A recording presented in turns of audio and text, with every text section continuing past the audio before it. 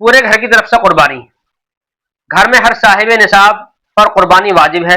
ایک ہی قربانی سب کی طرف سے قربانی کے لیے کافی نہیں ہو سکتی۔ اگر بکرے کی قربانی مہنگی ہوتی ہے یعنی گرا نظر آتی ہے، مہنگی ہے، تو بڑے جانور کی قربانی کی جائے، اور گوشت اگر آپ کے یہاں بڑے کا نہ کھایا جاتا ہو تو وہاں بھیج دیا جائے جہاں کھایا جاتا ہے، یا جانور بھیج دیا جائے یا رقم بھیج دی جائے۔ گوشت کا بلا وجہ دفن کرنا جائز نہیں ہے کہ اضاعت مال ہے۔ ہاں، ایک مسئلہ یہ بہت اہم ہے، بعض لوگ یہ سمجھتے ہیں کہ گوشت کو دفن کر دیا جائے کہ ہاں سے کوئی یہاں ہمارے یہاں کوئی کھاتا نہیں ہے تو گوشت کو دفن کر دیتے، درست نہیں ہے، جائز نہیں ہے، اور یہ مال کا برباد کرنا ہے، گوشت کا برباد کرنا ہے۔ اس لیے گوشت کو وہاں بھیج دیا جائے جہاں پر بڑے کا گوشت کھاتے ہیں، وہاں بھیج دیا جائے، تو اس کا بھی دھیان رکھا جائے۔ دوسرے کی طرف سے قربانی، واجب قربانی میں چونکہ دوسرے کے ذمہ ادائے واجب کا قصد ہوتا ہے،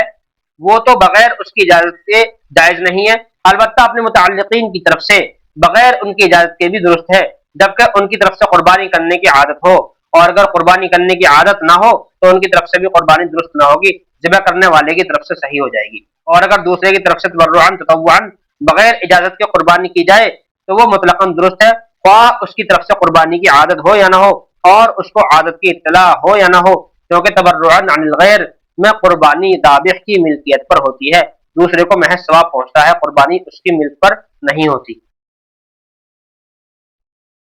شرکت کے اور دوسرے مسائل، مسئلہ نابالغ، پاگل، غریب اور مسافر شرعی پر، جو مسافر کسے کہتے ہیں 48 میل، مسافر شرعی پر قربانی واجب نہیں ہے، لیکن اگر غریب یا مسافر اپنی طرف سے قربانی کر دے تو جائز ہے اور بڑا ثواب ہے، یعنی کہ مسافر پر قربانی واجب تو نہیں ہے، لیکن اگر مسافر قربانی کر دے تو کوئی حرج نہیں، ثواب کا کام ہے۔ مسئلہ اگر غریب نے قربانی کی نیت سے جانور خرید لیا تو اس پر اس جانور کی قربانی واجب ہوگی۔ مسئلہ اگر کسی نے نظر یعنی منت مانی تو نظر کی وجہ سے اس پر قربانی واجب ہو گئی، خواہ امیر نے نظر مانی ہو یا غریب نے،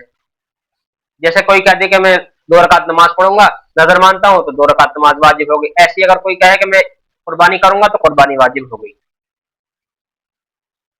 مسئلہ اگر کسی جگہ یہ رواج ہو کہ شوہر اپنی بیوی یا باپ اپنی بالغ اولاد کی طرف سے قربانی کر دیا کرتا ہے، اور بیوی اور اولاد کو بھی یہ بات معلوم ہو تو اس کی عرف اور رواج کی وجہ سے ان کی طرف سے قربانی درست ہو جائے گی، صریح اجازت لینا ضروری نہیں ہے، بلکہ رواج عرفی کافی ہے، اور جہاں پر یہ عرف نہ ہو تو واجب قربانی کے لیے صریح اجازت لینا ضروری ہے، ورنہ قربانی واجب ادا نہ ہوگی، نفل قربانی کے لیے اجازت ضروری ہے۔ مسئلہ کسی غریب نے جس پر قربانی واجب نہیں تھی محض اپنی خوشی سے قربانی کر دی، اور اس کے بعد قربانی کے ایام میں ہی وہ امیر صاحب نصاب ہو گیا، تو اب اس پر دوسری قربانی واجب ہے، کیونکہ پہلی قربانی جو غریب تھی تو پہلی قربانی تو اس کی ایک طرح سے منت کی طرح تھی کہ بھئی منت مان لی اس نے، کیونکہ قربانی تو تھی نہیں، اس نے بس اس نے یہ کہا کہ میں قربانی کر رہا ہوں، تو گویا اس پر نظر مان لی، اس نے منت مان لی پہلی تو، اور دوسری جو قربانی ہے وہ اگر عید کے 3 دن ختم ہونے سے پہلے عید کے تیسرا دن کا سورج چھپنے سے پہلے وہ صاحب نصاب ہو گیا یعنی مالدار ہو گیا، تو اس پر ایک اور قربانی واجب ہوگی غریب پر، اور مالدار کی تو کیونکہ مالدار پر تو ایک ہی قربانی ہے۔ مسئلہ کسی پر قربانی واجب تھی مگر اس نے ابھی قربانی نہیں کی تھی کہ قربانی کا وقت ختم ہو جانے سے پہلے ہی وہ اس لائق یعنی صاحب نصاب نہ رہا کہ اس پر قربانی واجب ہو، یا مر جائے تو اس سے قربانی ساقط ہو گئی۔ مسئلہ سود خور کے ساتھ قربانی میں شرکت نہیں کرنی چاہیے، جو آدمی بیاج کھاتا ہو اس کے ساتھ قربانی نہیں کرنی چاہیے۔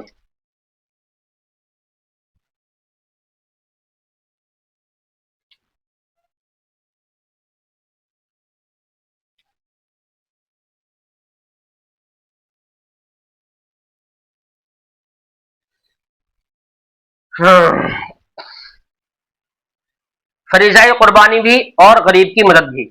مسئلہ ہندوستان میں مسلمانوں کی بہت بڑی اکثریت حنفی ہے، حنفیہ کے نزدیک ہر صاحب نصاب پر قربانی واجب ہے، واجب اور فرض کی ادائیگی عملاً یکساں طور پر لازم اور ضروری ہے، تارک واجب یعنی واجب چھوڑنے والے کو فاسق کہا جاتا ہے، جس طرح تارک فرض کو واجب اور فرض کا اصطلاحی فرق وجوب عمل نہیں ہے بلکہ صرف علم اور اعتقاد کے درجے میں ہے، یہ شخص پر مالک نصاب ہونے کی بنا پر قربانی واجب ہے، اور وہ قربانی کر کے ہی اس واجب سے سبکدوش ہو سکتا ہے، قربانی کی قیمت ادا کرنے سے سبکدوشی نہیں ہو سکتی۔ اگر کوئی آدمی سمجھے کہ میں قربانی نہ کروں اور صرف پیسہ دے دوں تو یہ کیا ہے؟ ادا نہیں ہوگی۔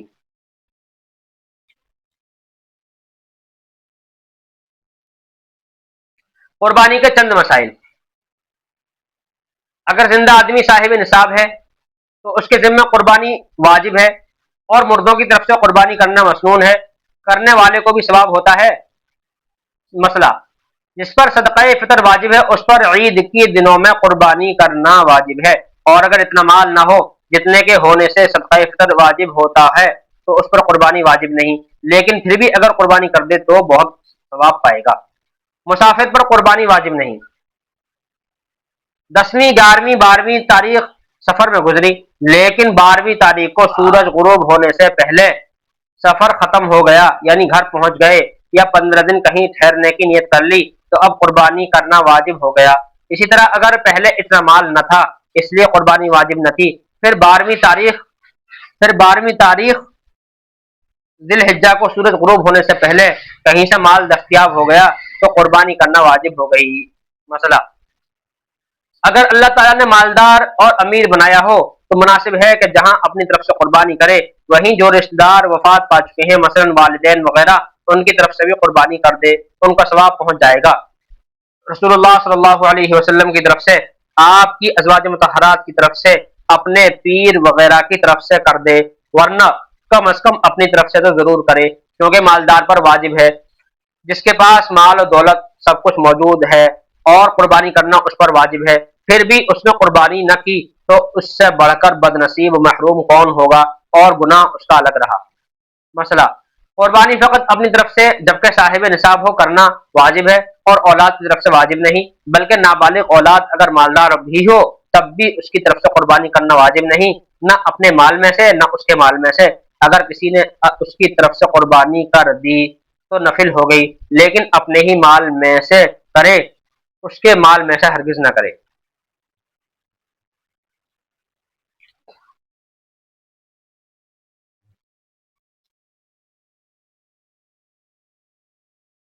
قربانی کے جانور کی عمریں،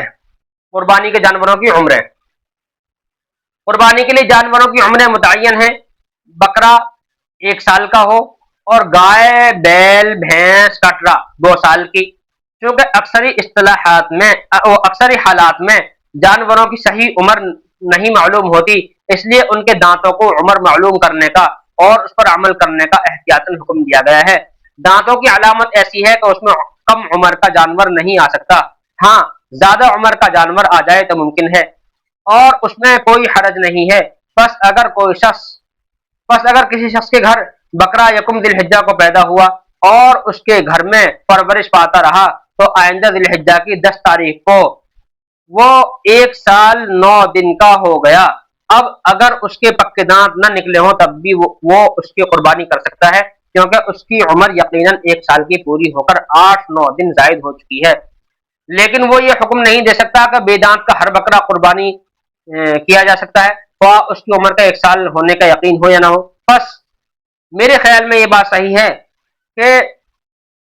سنتن یعنی سنتن کے معنی دانت والے اور سال بھر والے دونوں ہو سکتے ہیں، لیکن سال بھر کا ہونا کسی بکرے کا جس کی تاریخ پیدائش معلوم نہ ہو یا مشتبہ ہو بغیر 2 دانتوں کے معلوم نہیں ہو سکتا، اس لیے عام حکم یہی دینا مناسب تھا اور وہی دیا گیا۔ مسئلہ: قربانی کے لیے اونٹ 5 سال کا اور بھینسا کٹرا پورے 2 سال کا ہونا ضروری ہے، بکرا بکری 1 سال کا ہونا ضروری ہے۔ اگر اس کی عمر میں کچھ بھی کمی ہو گئی تو اس کی قربانی جائز نہیں ہے، لیکن اگر بھیڑ اور دمبا 6 مہینے سے زیادہ اور 1 سال سے کم ہو مگر اتنا موٹا تازہ فربا ہو کہ سال بھر کا معلوم ہوتا ہو، اور سال بھر والے بھیڑ دمبوں میں اگر چھوڑ دیا جائے تو سال بھر سے کم کا نہ معلوم ہوتا ہو تو اس کی قربانی بھی جائز ہے، اور اگر 6 مہینے سے بھی کم کا ہو تو اس کی قربانی قطعاً جائز نہیں، خواہ وہ کتنا ہی موٹا تازہ ہو۔ اور یہ حکم 1 سال سے کم عمر کا صرف بھیڑ اور دمبے کے بارے میں ہے، بکرا بکری کے بارے میں نہیں ہے۔ مسئلہ: بکرا اگر پورا سال ہونے میں 1 آدھ روز کم ہو تو اس کی عمر نہ ہوگی، اگر 1 دن بھی کم رہ گیا 1 سال ہونے میں تو اس کی عمر نہیں ہوگی۔ مسئلہ: جب کسی جانور کی عمر پوری ہونے کا یقین غالب ہو جائے تو اس کی قربانی کرنا درست ہے، ورنہ نہیں۔ اور اگر کوئی جانور دیکھنے میں پوری عمر کا معلوم ہوتا ہو مگر یقین کے ساتھ معلوم ہے کہ اس کی عمر ابھی پوری نہیں ہوئی تو اس کی قربانی درست نہیں ہے۔ مسئلہ،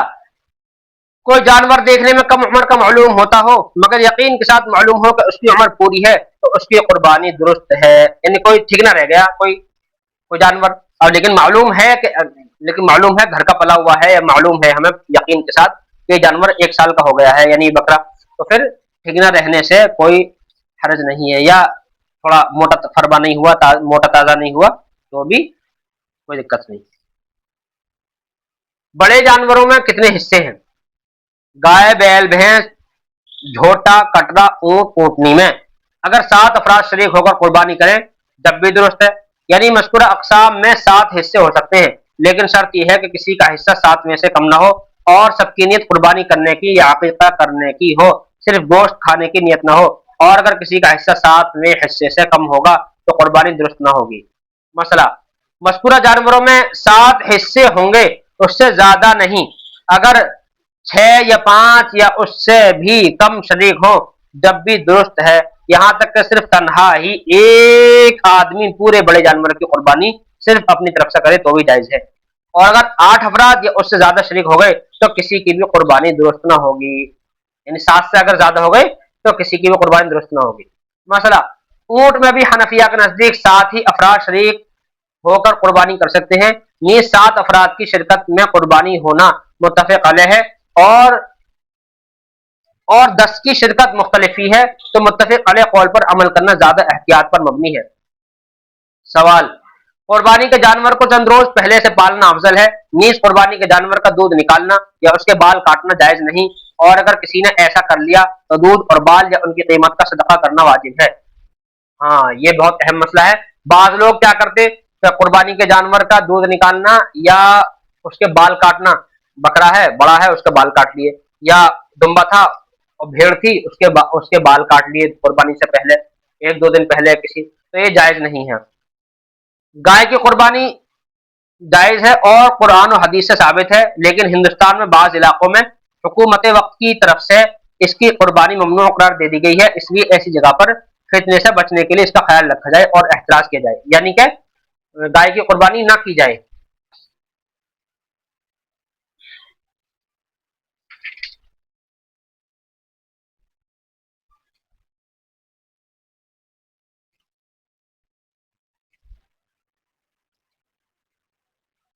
شرعن جن کی قربانی جائز ہے، ایسے جانور جن کی قربانی جائز ہے وہ کون کون سے ہیں؟ مسئلہ، قربانی کے جانور اونٹ، گائے، دمبا، بھیڑ، بکرا، مذکر مؤنث دونوں جائز ہے۔ مذکر مؤنث کا مطلب ہے نر مادہ، یعنی بکرا بکری دونوں جائز، اونٹ اونٹنی دونوں جائز۔ دمبار، دمبے کا وہ کیا آتا ہے مؤنث؟ دمبی، اور بھیڑ کا مؤنث بھیڑیا، بھیڑیا نہیں، بھیڑیا تو اور ہوتا، بھیڑ کا مؤنث جو بھی ہو تو نر مادہ دونوں جائز ہیں۔ بھینس گائے کے حکم میں ہے، گھوڑے اور مرغ کی قربانی نہیں ہو سکتی، مرغے کی قربانی جائز نہیں ہے، مرغے کی قربانی درست نہیں ہوگی اور گھوڑے کی قربانی بھی درست نہیں ہے، اور حضرت صلی اللہ علیہ وسلم سے قولاً یا فعلاً گھوڑے کی قربانی کا ثبوت نہیں ہے، گھوڑے کی قربانی درست نہیں ہے۔ ہرن اور نیل گائے کی قربانی بھی درست نہیں ہے، ہرن کی قربانی بھی درست نہیں ہے اور نیل گائے کی قربانی بھی درست نہیں ہے۔ قربانی کے جانوروں کی تعین شرعی سماعی ہے، قیاس کو اس میں دخل نہیں ہے، اور شریعت مقدسہ سے صرف 3 قسم کے جانور ثابت ہوئے ہیں، سمجھے؟ ہرن کی قربانی درست نہیں، نیل گائے کی قربانی درست نہیں، گھوڑے کی قربانی درست نہیں ہے، سمجھے؟ صرف 3 قسم کے جانور ہیں، کون کون سے ہیں وہ؟ قسم اول اونٹ نر مادہ، اور دوسری قسم بکرا بکری اور مینڈھا بھیڑ دمبا نر مادہ، اور تیسری قسم ہے گائے بھینس نر مادہ۔ بس ان کے علاوہ اور کسی جانور کی قربانی جائز نہیں ہے، اور ان کے لیے شرط یہ ہے کہ یہ وحشی نہ ہو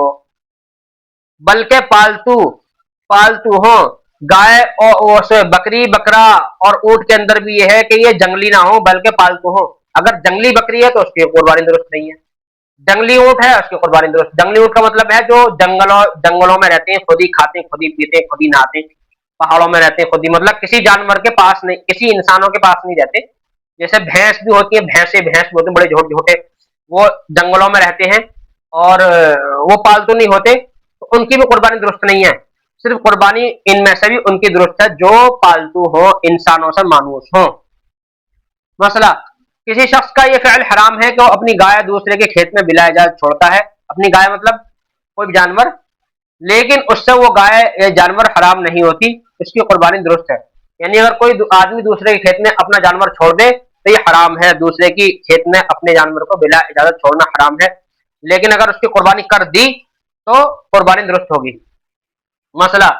अगर किसी जानवर की खाल जल जाने की वजह से उस पर बाल न जमते हो और जख्म वगैरह ना हो और तमाम आजा सही सालिम हो, तो ऐसे मवेशी की कुर्बानी जायज है। यानी खाल डल गई थी और उसकी वजह से बाल नहीं आते उस जगह पर,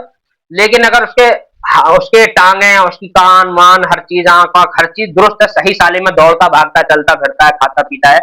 कोई दिक्कत नहीं है, तो फिर उसकी कुर्बानी दुरुस्त है। मसला, जिस जानवर के बाल काट लिए गए हों उसकी कुर्बानी दुरुस्त है। अगर बाल काट लिए जानवर के कैंची से या किसी उस तरह से, तो कुर्बानी दुरुस्त है, लेकिन उन बालों का सदका करना, लेकिन उन बालों को काटना जायज नहीं है। लेकिन अगर काट लिए तो कुर्बानी का कोई फर्क नहीं पड़ेगा। मसला, अगर कुर्बानी के जानवर को ज़िबह करने के लिए गिराया और गिराने की वजह से कोई ऐब पैदा हो गया तो उस ऐब का कुछ एतबार नहीं और उसकी कुर्बानी दुरुस्त है। यानी कि जानवर को गिराते वक्त में कोई ऐब हो गया, ऐब मतलब कोई टांग वगैरह में या किसी चीज में कोई ऐब आ गया, सींग टूट गया कुर्बानी के लिए गिराते वक्त, तो फिर कुर्बानी दुरुस्त है। लेकिन अगर पहले से टूट गया था किसी और वजह से, दौड़ते में या खड़े थे या आपस में जानवर लड़ रहे थे या किसी वजह से, तो फिर दुरुस्त नहीं होगी। लेकिन अगर जानवर को गिराते हुए कोई नुक्स पैदा हो गया तो फिर दुरुस्त है। मसला, अगर कुर्बानी के लिए जानवर को लिटाया और छुरी फेरने से पहले उसकी आंख खुद ब खुद निकल आई तो उसकी कुर्बानी दुरुस्त है, और कुर्बानी करते वक्त जो भी नुक्स जानवर में आ जाए उसका एतबार नहीं, कुर्बानी दुरुस्त है। मतलब ये है कि ये आंख की बात नहीं, जानवर को लिटाते वक्त कुछ भी उसके अंदर खुद ब खुद पैदा हो गया, जैसे जानवर उल्टा सीधा भाग रहा था और उसकी टांग टूट गई या कुछ हो गया लिटाते वक्त में, तो फिर उससे कोई हरज नहीं। मसला, जो जानवर नापाकी की गिलाजत खाता है उसके बांधने से पहले उसकी कुर्बानी जायज नहीं। बांधने से पहले उसकी कुर्बानी जायज नहीं, जब उसको चंद रोज बांध दिया गया जिससे वो नापाकी ना खा सके तो अब उसकी कुर्बानी जायज है। अगर ऊंट है तो उसको 40 रोज, गाय भैंस बैल वगैरह को 20 रोज और बकरा बकरी को 10 दिन बंद रखा जाए। यानी अगर ये खुले में फिरते हैं और खुले में गंदगी खाते, नापाकी खाते हैं, ढेर पे कूड़े के कचरे पैसे खाते हैं, तो फिर इनकी कुर्बानी दुरुस्त नहीं है। इनकी कुर्बानी दुरुस्त होने के लिए इनको, अगर बड़ा जानवर है यानी कि ऊंट वगैरह है तो 40 दिन, और भैंस वगैरह है तो उसको 20 दिन कम से कम चारा खिलाया जाए अपने घर बांधकर, और बकरा बकरी है तो 10 दिन। अगर अगर ये बस ढेर कूड़े के ढेर पर से लाए उठा के और फौरन कुर्बानी कर दी तो दुरुस्त नहीं होगी। मसला, बांझ और सींग टूटे हुए जानवर की कुर्बानी दुरुस्त है बशर्ते के सींग उसका जड़ से न टूटा हो और मजबाह तक अपने पैरों से चला जाए। यानी कि